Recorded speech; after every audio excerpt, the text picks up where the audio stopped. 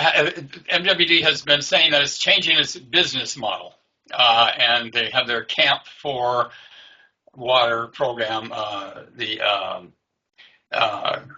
Now that's forget exactly what climate action management program for water, and so that it entails that business model change. But I'm not sure what that model, how that model has changed. Has it changed any for the better? And where do we stand now with future costs for rising costs for electricity and water, and the way MWD in particular is running things?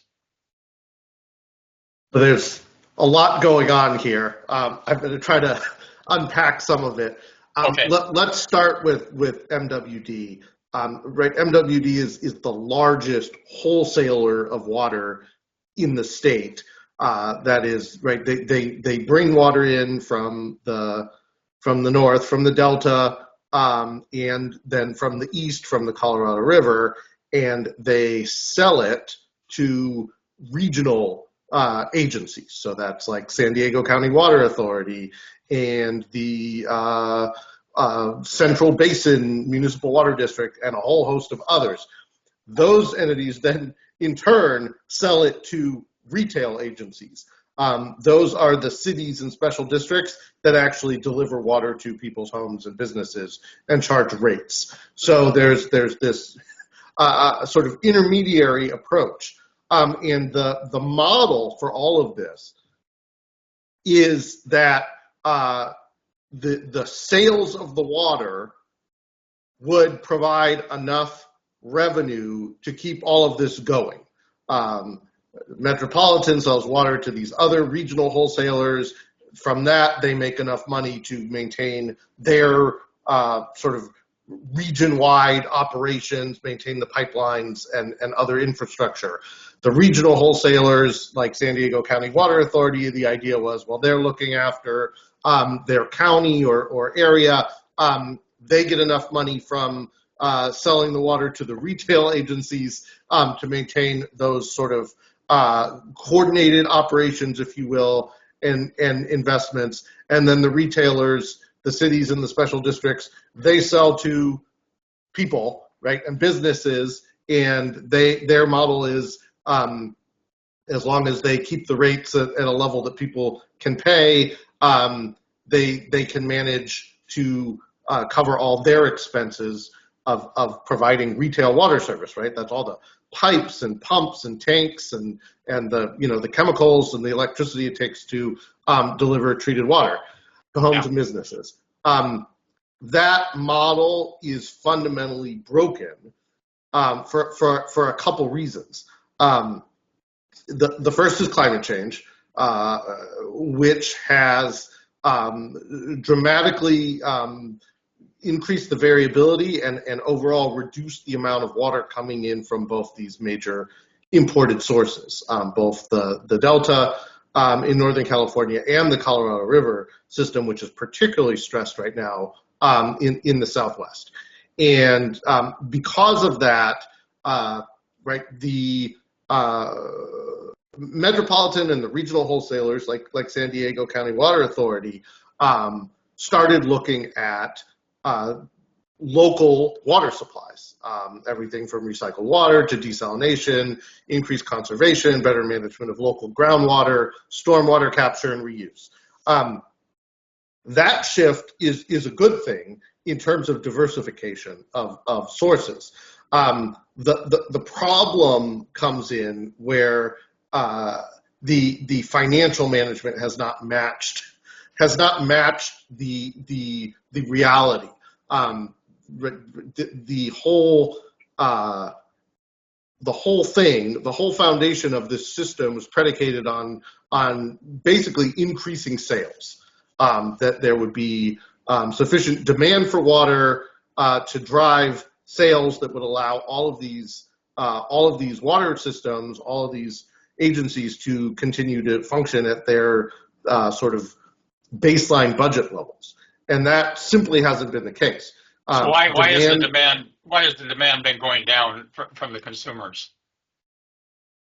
So again, demand has dropped for a few different reasons. One is because consumers have been responsive to the messaging that the climate is changing, there are more droughts, and there's a need to conserve water.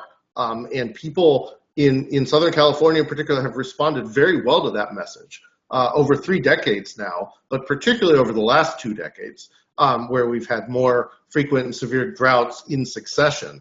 And overall water use just is down, despite the fact that the population has grown. And the water agencies have not sort of acclimated to this reality. Many of them have been living in a world where eventually the demand will go back up and the sales will go back up, and then they will be able to balance their budgets. And it's simply not happening. And that's why now finally you've got agencies like Metropolitan with the Camp for Water process looking at, okay, we need to face this reality, and we need to figure out what we can do about it. While all this has been happening, due to underinvestment, inflated demand estimates and revenue estimates, and a host of investments that were expected to be covered exclusively by ratepayers, rates have now gone up through the roof, right? We've seen double digit, up to, in San Diego County, almost triple digit rate increases hitting now due to all of these things happening at the same time. It's truly a massive failure of planning. It's a failure of foresight, and it's a failure of understanding what people could really afford. In addition to a lack of support from the state and federal governments specific to the affordability crisis. And so what about? What if I could just ask this? What about the ideological issues involved here? Because among the supporters of the Delta Conveyance Project, for example, and you see this in the meetings of these water association, these get-togethers of the water buffaloes, I guess, and like Orange County Water Summit comes yearly, and the Municipal Water District of Orange County's annual dinners and stuff, and all the water industry people come there, and they're always professing the abundance theory, the abundance ideology, that there's an abundance of water, and that the solution to lack of water is to just produce more water, to just keep more ways of getting that water. And like the one water board director some years back said, you have to take that hose from my dead hands or something like that. So that seems to be the slant. And you talked when you resigned, you were talking about I think you were referring to maybe mega fascism or something like that. And how does all this idea that we can just keep importing water, and building more infrastructure, sites and reservoirs you can talk about too, that it seems to be an ideological approach rather than a reality-based approach. It's absolutely an ideological approach, and we're seeing it play out in extreme form right over this past year, in all kinds of ways. But let's talk about the sort of direct analogy, right? We've got a federal administration right now that is back to the kind of territorial expansion mode that was, right, something that used to just be taught as, that was before, that was this idea of manifest destiny, right, and sort of that happened during the colonial period. Well, the colonial period is clearly not over. You've got people, angling to take over Denmark. I mean, it would be beyond absurd if it weren't so real and scary. And that same mentality, as you mentioned, has played out in the development of water supplies in California, and the unwillingness of the people who control the water to look at the consequences of their actions. Like you said, it's always just been, we'll take more. We will deliver more. We will build more. And if that destroys some ecosystem elsewhere, if that means that people can't afford it, low-income households can't afford it, if that means that that we have to run roughshod over our political, ideological opponents, no problem. Yeah. That's what we're going to do. So in 2021, there was supposedly going to be a change in that philosophy, and that was with the appointment by the board of directors of the Metropolitan Water District of Southern California of Adel Haj Khalil as the new general manager, who brought forth this. I'm not saying he invented it, but he certainly pioneered this one water approach, and one water was the name of the game, and that was an approach of local and regional cooperation and sharing, inclusivity, and didn't actually outright oppose the Delta project, for example, but he kind of stepped back from it and said we need to examine all other methods first, and see what just check everything out first. And he was narrowly approved by the board and of appointed directors in a weighted vote that's based on property value and that kind of thing. And then there was a rebellion within, and I've written about it extensively there, and people can read about it. I won't go into all the details, but basically due process was thrown aside, and he was ousted without cause, but he was ousted. Now all the references to one water in the literature put out by MWD seems to have vanished, except for the name of the one committee there. And this whole process was a very nasty process. Not a single water board director stood up to that in public, so is there any of the values that were in one water and it's supposed to be in Camp 4 as well, Camp 4 water, any of those in your view still exist at Metropolitan Water District, or has it just been totally regressive? From my perspective, that remains to be seen. They have recently appointed a new permanent general manager, and Shivaji Desmukh, and his background is in recycled water.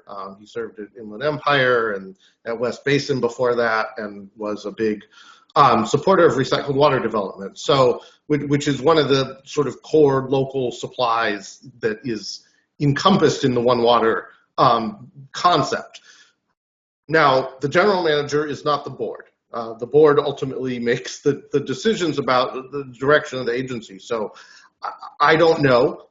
We're going to see how things play out. But ultimately, getting back to this question of where are public dollars being invested, the issue with the proposed Delta Tunnel, which, by the way, the reason that the economists who studied this, who are renowned environmental economists, came up with the $60 to $100 billion figure is because, as with all mega infrastructure projects, there are so many things that happen along the way that push up costs. Financing issues, engineering issues. You can have sort of things that cause delays, and that all pushes the costs up. I mean, every single large infrastructure project, we've seen this with the ongoing high-speed rail development in the state, and the rebuilding of any major bridge or tunnel, anything. So it's clear that the state's $20 billion estimate was way under. even Well, though they why had. such a variation between the estimates of 60 billion and 100 billion? What accounts for that? That's quite a wide range there. It is a wide range. I mean, a lot of it is sort of uncertainty over timeline. A lot of it has to do with financing costs. If you think about floating bonds for that amount in a sort of uncertain bond market, especially now with again a federal administration that seems just hell bent on imposing some version of 21st century Nazism, and so I think when you look at the difference between 1% here, 1% there over 30, 40 years for a project this big, that's where you get up into billions of dollars of variation. Mm-hmm.